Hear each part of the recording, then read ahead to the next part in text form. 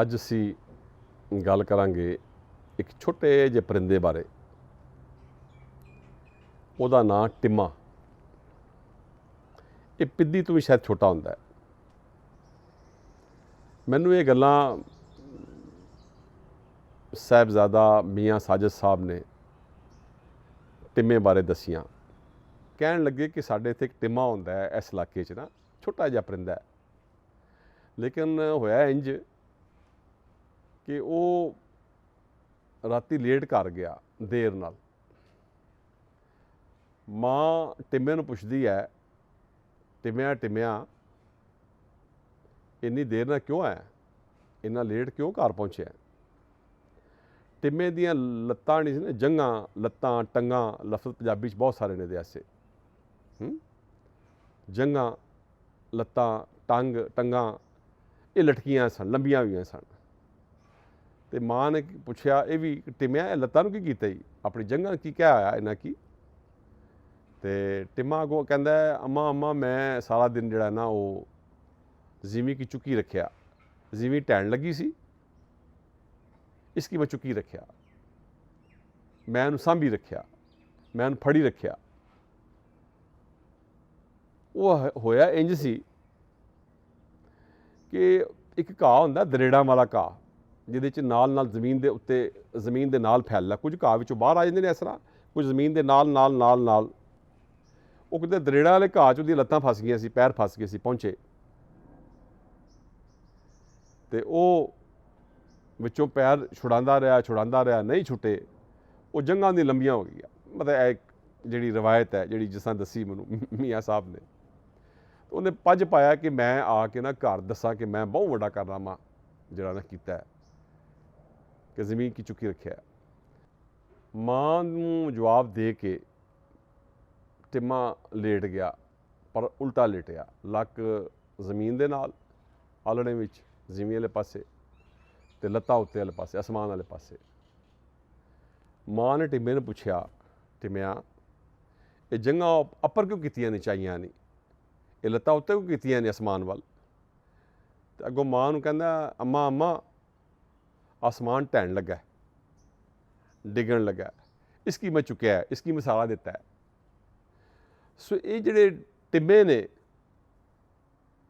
ਇਹ ਕਿਸੇ ਵੇਲੇ ਤਾਂ ਜ਼ਮੀਨ ਨੂੰ ਚੁੱਕ ਲੈਂਦੇ ਨੇ ਤੇ ਕਿਸੇ ਵੇਲੇ ਆਸਮਾਨ ਨੂੰ ਸਹਾਰਾ ਦੇਣ ਲੱਗ ਪੈਂਦੇ ਨੇ।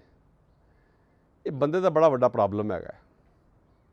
ਮਜ਼ੇ ਦੀ ਗੱਲ ਹੈ, ਇਹ ਪ੍ਰੋਬਲਮ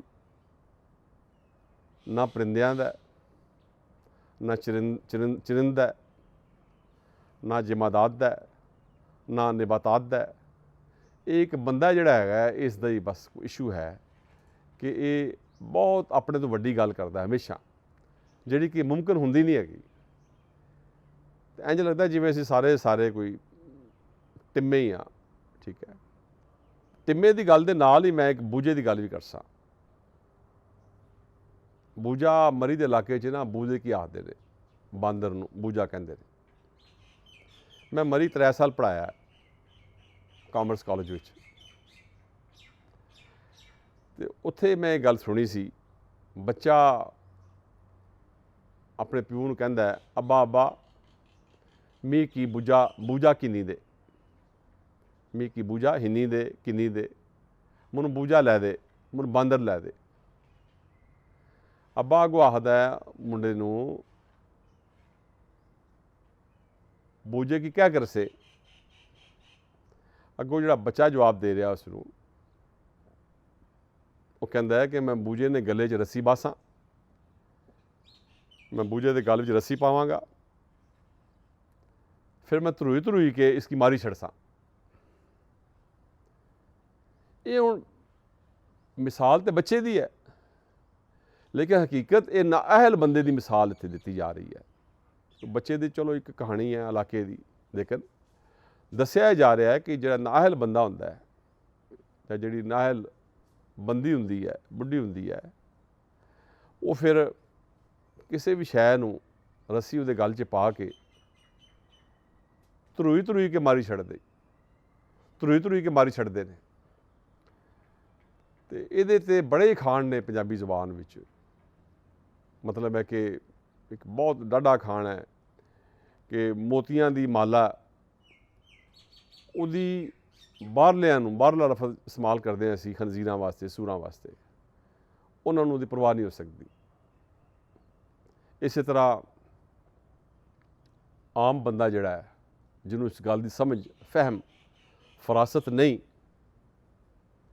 ਉਹਨੂੰ ਵੀ ਖਾਸ ਚੀਜ਼ ਦੀ, ਹੀਰੇ ਦੀ ਪਛਾਣ ਜੌਹਰੀ ਨੂੰ ਹੋ ਸਕਦੀ ਹੈ, ਜੌਹਰ ਸ਼ਨਾਸ ਨੂੰ ਹੋ ਸਕਦੀ ਹੈ। ਆਮ ਬੰਦਾ ਫਾਰਗ ਹੁੰਦਾ ਇਸ ਚੀਜ਼ ਤੋਂ।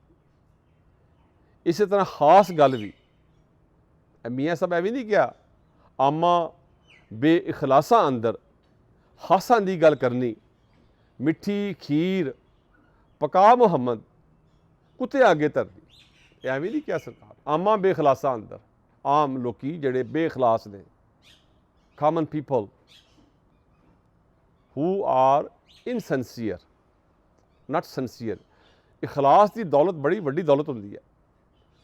ਕਿਸੇ ਵੀ ਇਨਸਾਨ ਦੀ ਪਛਾਣ ਕਰਨੀ ਹੋਵੇ ਤੇ ਦੇਖੀਦਾ ਕਿ ਉਹਦਾ ਖਲੂਸ ਜਾਂ ਉਹਦਾ ਖਲਾਸ ਹੈ, ਉਹਦਾ ਕਿੰਨਾ ਪੈਮਾਨਾ ਹੈ। ਹੁਣ ਖਾਸਾਂ ਦੀ ਗੱਲ ਅਗਰ ਉਹਦੇ 'ਚ ਕੀਤੀ ਜਾਏਗੀ, ਖਾਸਾਂ ਤੋਂ ਮੁਰਾਦ ਹੈ ਕਿ ਅੱਲਾ ਵਾਲਿਆਂ ਦੀ ਗੱਲ, ਕੋਈ ਐਸੀ ਗੱਲ ਜਿਹੜੀ ਬਹੁਤ ਬੜੀ ਮਾਰਫਤ ਦੀ ਗੱਲ ਹੈ, ਅਗਰ ਉਹ ਤੁਸੀਂ ਉਹਨਾਂ ਦੇ ਨਾਲ ਕਰਦੇ ਹੋ, ਆਮਾਂ ਦੇ ਨਾਲ, ਤੇ ਉਹਨਾਂ ਨੇ ਉਹਨੂੰ ਕੋਈ ਅਹਿਮੀਅਤ ਨਹੀਂ ਦੇਣੀ, ਬਲਕਿ ਠੱਠਾ ਤੇ ਮਜ਼ਾਕ ਉਡਾਉਣਾ। ਤੇ ਇਹ ਮਖਲੂਕ ਨੂੰ ਇਸ ਲੈਵਲ 'ਤੇ ਲੋਕਾਂ ਨੂੰ ਲੈ ਕੇ ਆ ਗਏ ਨੇ ਕਿ ਲੋਕੀ ਜਿਹੜੇ ਨੇ ਉਹ ਬੂਝਾ ਤਾਂ ਮੰਗਦੇ ਪਏ ਨੇ, ਲੇਕਿਨ ਬੂਝੇ ਦੇ ਗਲ ਵਿੱਚ ਰੱਸੀ ਪਾ ਕੇ ਧਰੂਈ ਕੇ ਉਸकी ਮਾਰਨਾ ਚਾਹੁੰਦੇ ਨੇ। ਇਹ ਮੁਲਕ ਸਾਡਾ ਜਿਹੜਾ ਪਾਕਿਸਤਾਨ ਹੈ, ਇਹ ਬੂਝਾ ਤੇ ਨਹੀਂ, ਇਹਨੂੰ ਬਚਾਉਣ ਦੀ ਲੋੜ ਹੈ। ਇਹ ਰੱਬ ਦੀਆਂ ਨਿਅਮਤਾਂ ਨਾਲ ਭਰਿਆ ਮੁਲਕ ਹੈ। ਇੰਨੇ ਸੋਹਣੇ ਦਰਿਆ, ਇੰਨੇ ਸੋਹਣੇ ਪਹਾੜ, ਜ਼ਮੀਨ ਕਮਾਲ ਦੀ। ਪੰਜਾਬ ਦੀ ਜ਼ਮੀਨ ਜਿਹੜੀ ਹੈ ਇਹ ਇੰਤਹਾਈ ਦੁਨੀਆ ਦੀਆਂ ਆਲਾ ਤਰੀਨ ਜ਼ਮੀਨਾਂ 'ਚੋਂ ਇੱਕ ਜ਼ਮੀਨ ਹੈ। ਲੱਖਾਂ ਸਾਲਾਂ ਤੋਂ ਪਹਾੜਾਂ ਤੋਂ ਮਿੱਟੀ, ਦਾਤਾਂ ਦੀ ਭਰੀ ਮਿੱਟੀ, ਉਹ ਰੁੜ ਕੇ ਦਰਿਆਵਾਂ ਦੇ ਜ਼ਰੀਏ ਆਉਂਦੀ ਹੈ ਤੇ ਦੋਵਾਂ ਦਰਿਆਵਾਂ ਦਾ ਜਿਹਨੂੰ ਦੁਆਬਾ ਕਹਿੰਦੇ ਹਾਂ ਅਸੀਂ ਨਾ, ਉਹਦੇ ਦਰਮਿਆਨ ਦੇ ਵਿੱਚ ਆ ਕੇ ਉਹ ਇੱਕ ਤਹਿ ਬਣ ਜਾਂਦੀ ਹੈ। ਤਹਿ ਦਰ ਤਹਿ, ਤਹਿ ਦਰ ਤਹਿ, ਤਹਿ ਦਰ ਤਹਿ। ਇਹ ਲੱਖਾਂ ਸਾਲਾਂ ਤੋਂ ਰੀਤ ਹੈ।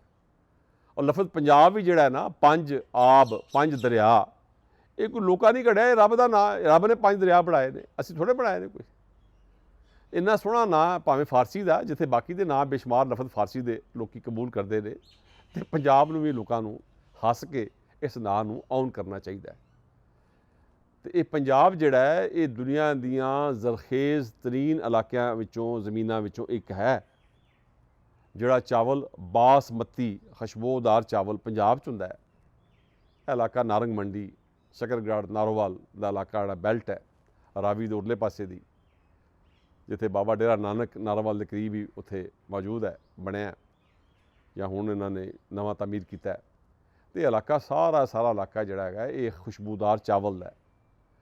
ਕਣਕ ਪੰਜਾਬ ਦੀ ਜਿਹੜੀ ਹੈ, ਗੰਦਮ ਪੰਜਾਬ ਦੀ, ਸੋਨੇ, ਅਸੀਂ ਕਿਸਾਨ ਨੂੰ ਕਹਿੰਦੇ ਇਹ ਸੋਨਾ ਉਗਲਦਾ ਹੈ, ਜ਼ਮੀਨ ਸੋਨਾ ਉਗਲਦੀ ਹੈ, ਇਹ ਸੁਨਿਆਰਾ ਕਿਸਾਨ ਜਿਹੜਾ ਹੈਗਾ। ਇਸ ਤਰ੍ਹਾਂ ਦੀ ਤਸ਼ਬੀਹਾਂ ਤੁਹਾਨੂੰ ਇਸਤਾਰੇ ਸਾਡੇ ਲੋਕ ਗੀਤਾਂ ਵਿੱਚ, ਆਮ ਲੋਕਾਂ ਵਿੱਚ ਮਿਲਣਗੇ। ਅਤੇ ਇਨਸਾਨ ਨੂੰ ਕਦਰ ਕਰਨੀ ਚਾਹੀਦੀ ਹੈ। ਮੁਲਕ ਇੰਨਾ ਸੋਹਣਾ ਹੈ, ਇਹਦੀ ਕਦਰ ਕਰਨੀ ਚਾਹੀਦੀ ਹੈ।